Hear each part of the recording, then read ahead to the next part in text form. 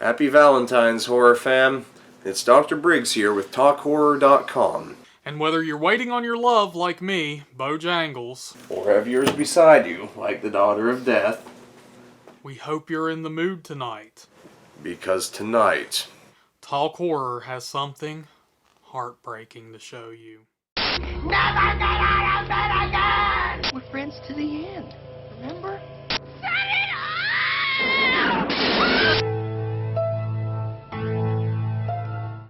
Tell me, talkers, do you ever apply the phrase forever alone unironically to yourselves? She hates me, like others. Does your idea of a perfect romance usually include circumstances in which, for one reason or another, you could die for one another?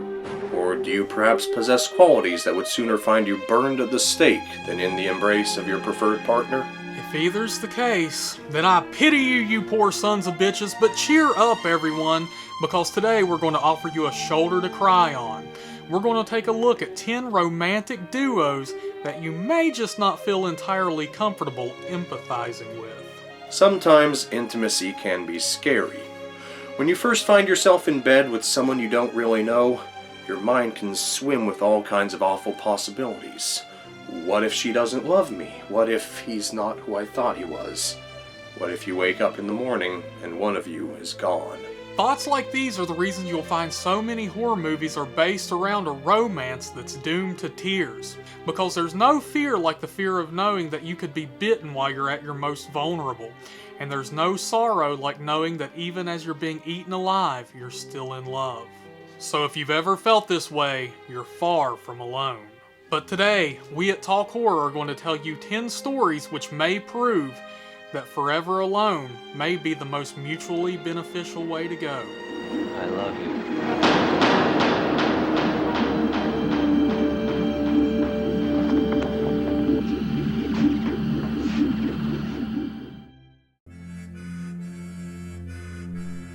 Number 10.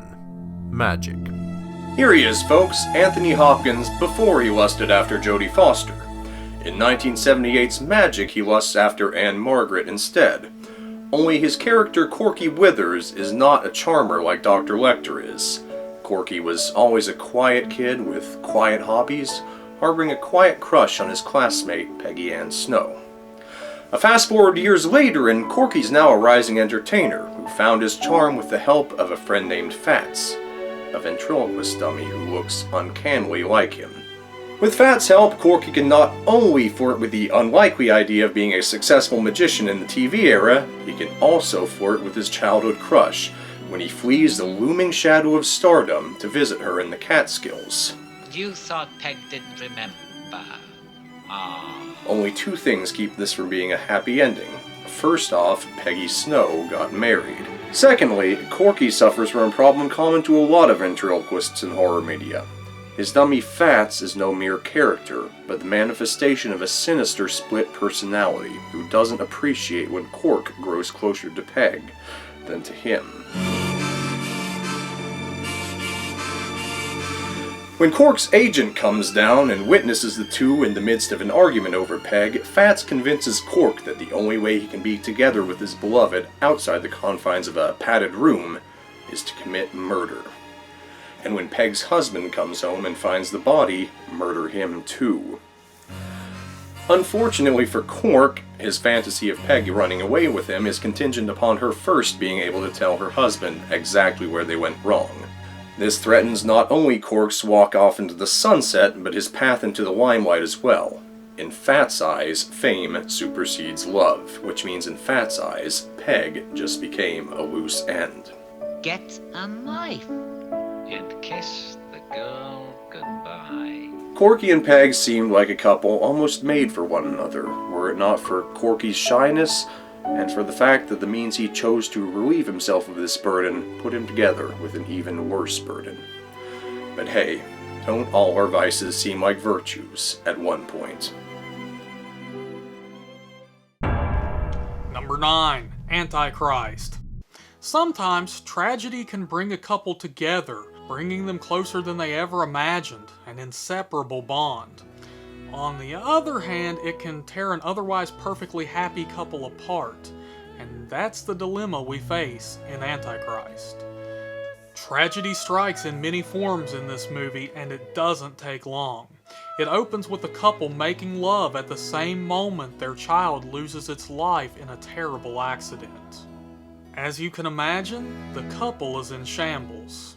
Being a therapist, this man decides he would like to treat his wife through the grieving process and all the horrors that come along with it. No therapist can know as much about you as I do. However, this makes her feel like he's become detached, acting more as her therapist rather than her husband, and isn't grieving like she is. You're indifferent to whether your child is alive or dead. I bet you have a lot of clever therapist replies to that. And while they have no problem being together physically, Hit me, please! No. mentally, I can't stand it! they couldn't be further apart. Then you don't love me. Okay. Maybe I don't love you. A couple torn apart by tragedy is forced to continue enduring it. Over and over and over again. Until there's nothing left of them. Number 8. Basket Case 2.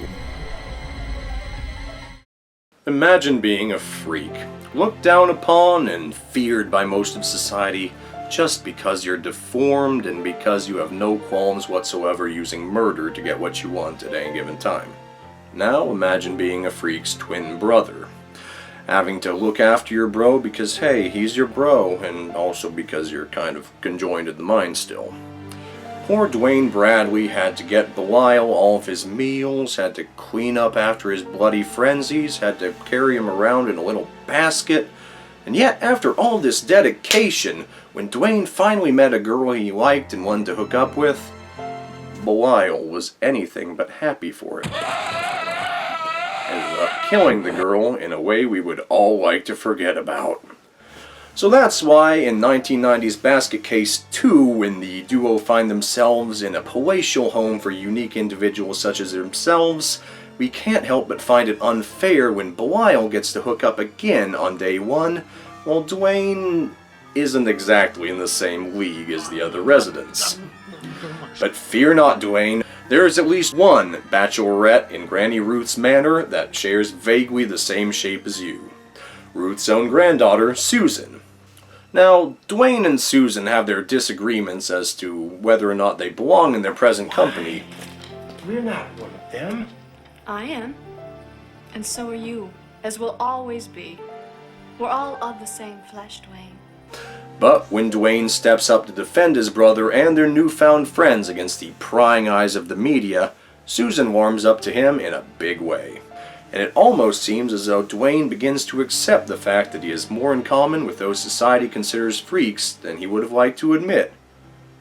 At least that's what we would have hoped until we see Dwayne's reaction to finding out that Susan's pregnant from a previous relationship.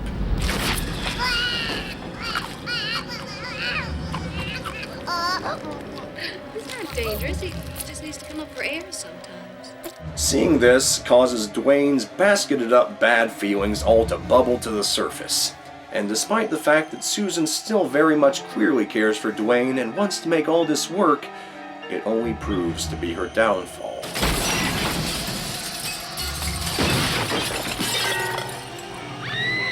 Dwayne Bradley's own internalized prejudice was what killed the woman who could have been his soulmate.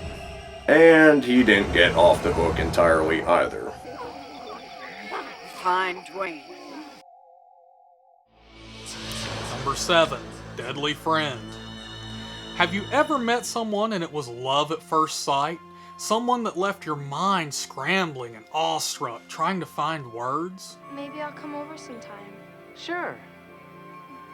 You can even come over now. Well, that's what happened to super genius Paul Conway, whom has just moved to a new town along with his mom and robot, BB, whom he's built and programmed all by himself. I developed a basic program. Then he sort of makes up his own mind after that. Do you know anything about artificial intelligence? Huh? Naturally, he's in the market for some new friends. That's when he becomes acquainted with Tom. and the next door neighbor, Hubba Hubba, Samantha Pringle.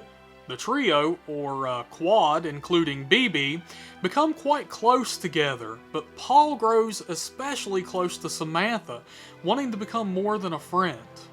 Even though he's been warned that he should stay away because her father is a real piece of work. Father? No, he's a crazy man. Father will kill you if you get within 10 feet. While Paul thrives at school, how did you do that? Samantha's home life is an absolute wreck. He's my father. Sometimes I want to roll a truck over his face, but he's still my father. Finally, Paul decides to make his move and take things to the next level with Sam. And unfortunately, on that same night, tragedy strikes. With Samantha on life support only as a formality due to being declared brain dead, Paul decides to act fast in an attempt to save her life. He breaks into the hospital and performs brain surgery on her, inserting a chip from his robot, BB, into her brain. The operation is a success, but unfortunately, knowledge is a deadly friend. Paul must now come to terms with the fact that the woman he once loved is now gone, and that her memory is going to be tainted with what she's become. A killing machine. As a result, Paul must lose the girl he loves one last time. Number 6. Maniac. When you grow up with severe trauma, it can be difficult interacting with others. But Frank Zito from 1980's Maniac figured out a way. Just happened to be that this way was through murdering them, nailing their scalps to mannequins, and acting as though those mannequins were his deceased, abusive, prostitute mother. But, despite this rather large facet of his life, Frank has many redeeming qualities. He's sweet, he can be articulate when need be, and he has a great passion for art. And it's through the latter virtue that he momentarily finds himself the luckiest man alive when he fascinates photographer Anna, and the two go out to lunch. Now, Frank's previous interactions with the opposite sex have ranged from emotionless to catastrophic. But Frank and Anna find they have a real chemistry together and want to get to know each other better. Unfortunately, although Frank is not intending to murder Anna, he's not opposed to making moves on her friends. Yeah? Did you lose something? It's impulses like these that doom the relationships of anyone doomed to have them. And it's after model Rita's funeral that the stage is set for the inevitable. When Frank takes Anna out to his mother's grave, the sight of it triggers the worst sorts of memories in him in the worst sorts of ways. So while Frank starts attacking Anna, Anna is left to wonder what's happened to her friend and why, even as she flees from the cemetery, hoping he won't catch her. And Frank, having driven off one of the few people to ever show him kindness, gets to walk home alone, to his cluttered room full of mannequins with human hair scalps, as always.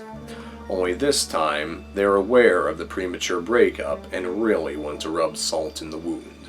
You get the feeling that he could have been a genuinely good guy if only his entire life hadn't happened to him. When you think of characters who never realistically stood a chance, think of Frank. Happy Valentine's Day. Number 5. Tales from the Darkside, the movie, Lover's Vow. So let me ask you a question. Have you ever made a promise to someone that their secret is safe with you, but then you fall in love with someone, and you want them to know every single thing about you? Would you be able to keep that secret, that promise you made from your lover? Or would you tell them? Well, that's the dilemma we face in Tales from the Darkside, the movie's third tale. Preston is a struggling artist with no sort of stability in his life. But that's about to change on the worst night of his life. After struggling out of a bar, he watches his friend get slaughtered. That's when, in order to save his own life, he must make a promise to the same monster that just murdered his friend. Your life in exchange for a promise. You got it. If I let you go, you must swear you'll never say you saw me, never say you heard me speak, never tell anyone how I look. I promise. Cross your heart.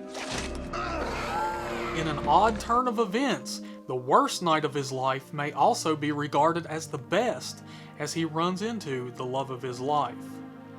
And before he knows it, things really begin to turn around in his life, both professionally and personally. The couple move in together, they get married, they have kids, and all this time they only appear to grow closer. That is, until the night of their 10th anniversary. Preston decides to give his wife everything, including a secret he's been harboring for a decade. I knew I was gonna die, but it spoke. It spoke. It said to me it wouldn't kill me if I promised never to tell anybody what had happened, what I'd seen. I'm telling you because I love you. Sadly, the very thing that brought them together You promised you'd never tell! is the same thing that tears them apart. No.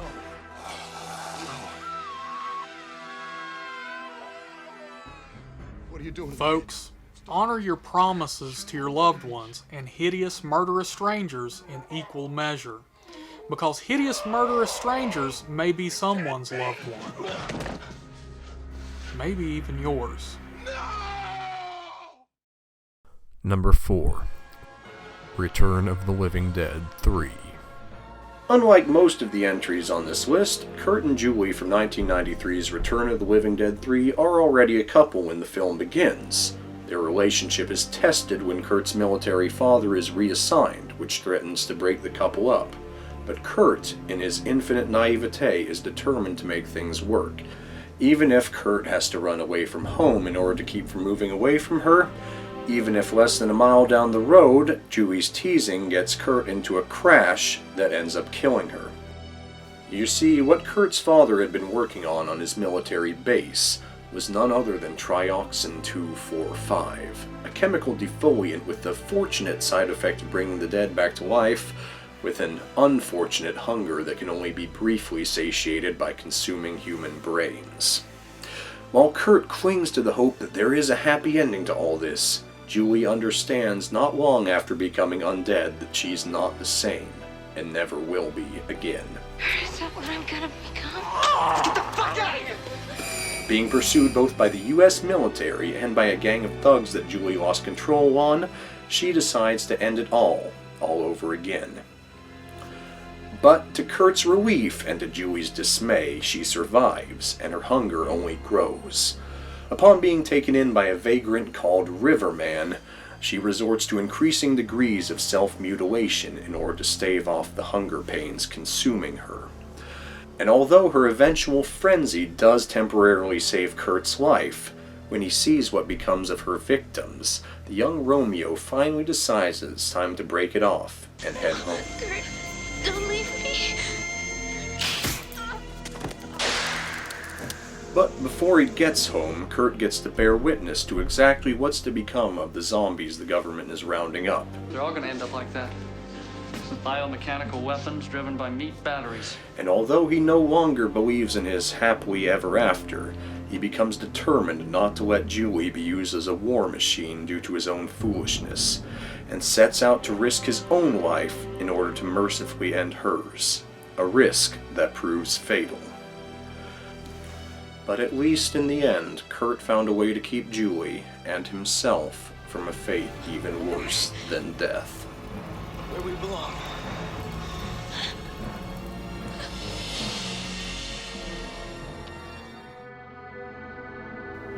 Number 3, 30 Days of Night. So, what do you do when your relationship is in turmoil, but unruly vampires begin to invade your small, snow-covered Alaskan town?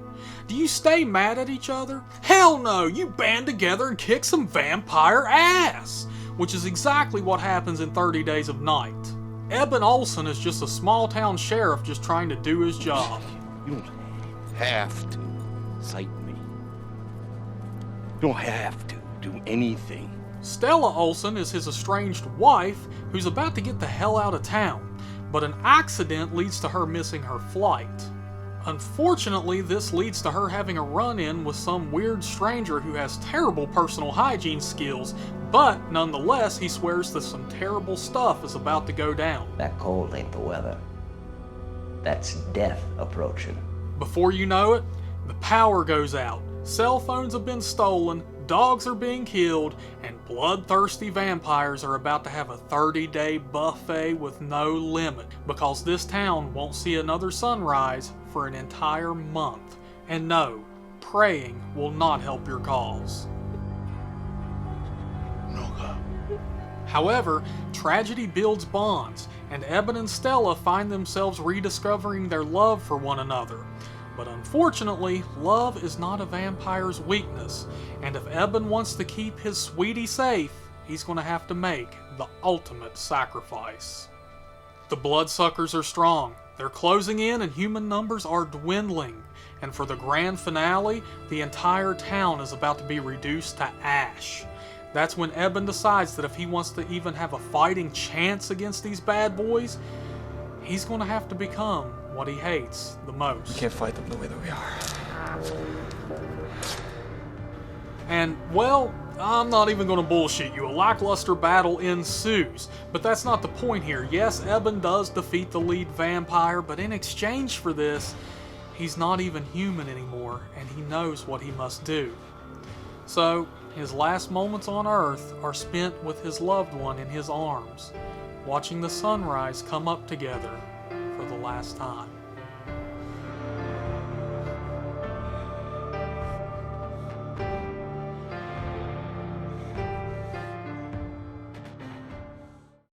Number 2, Bug.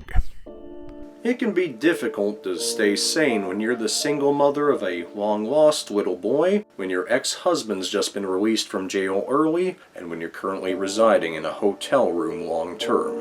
When your only daily company is a bong, and when your only potential partner is a married lesbian party girl, it can be a lonely existence.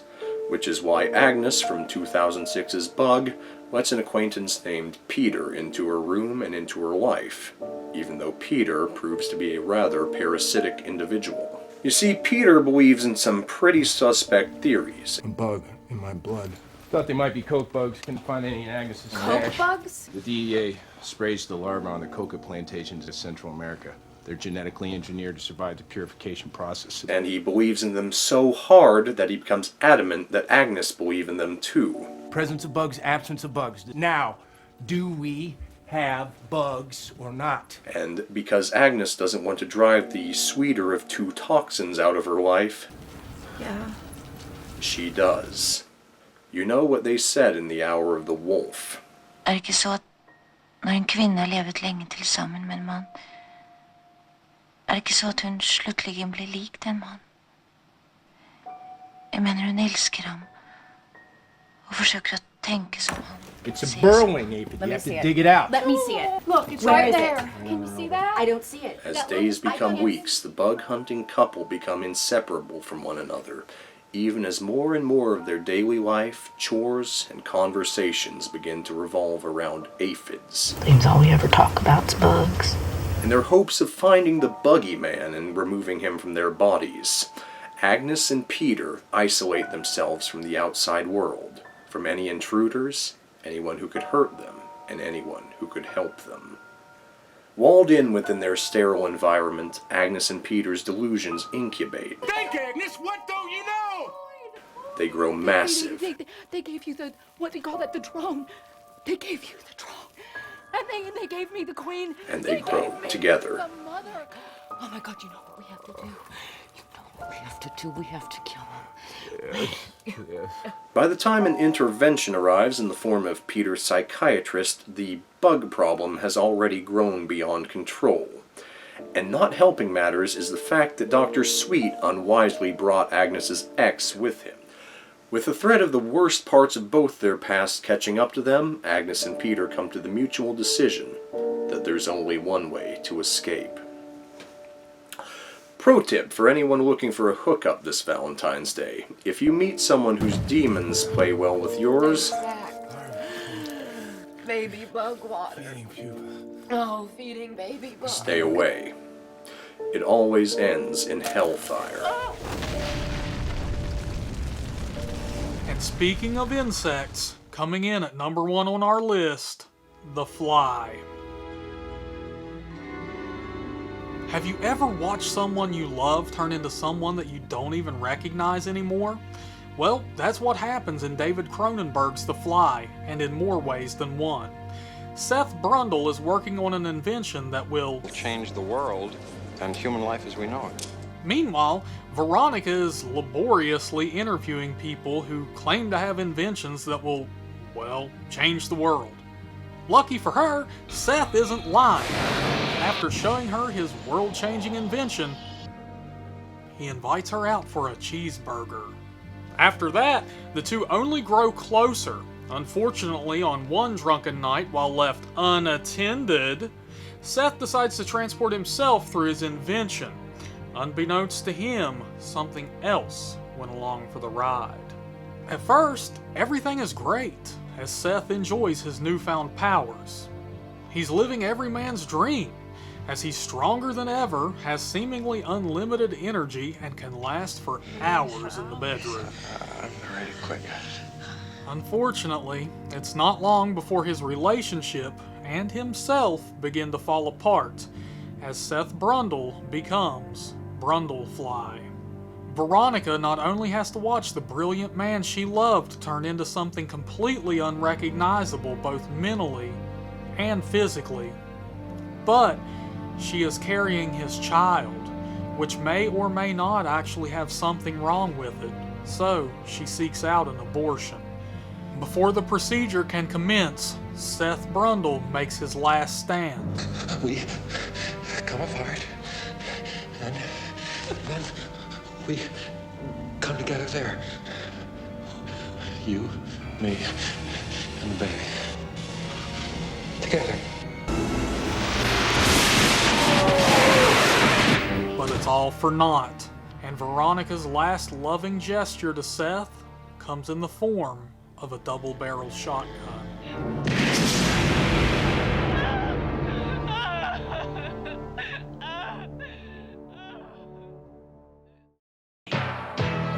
Feel any better now, horror fam? We're firm believers in the idiom that no matter the conflict, it can always be worse. And if your story is any worse than the ones we've just told you, get out while you still can. And stick with your platonic buds, Bo and Briggs, because soon we'll be hitting you with another roller coaster ride of a list. Here on Talk Horror.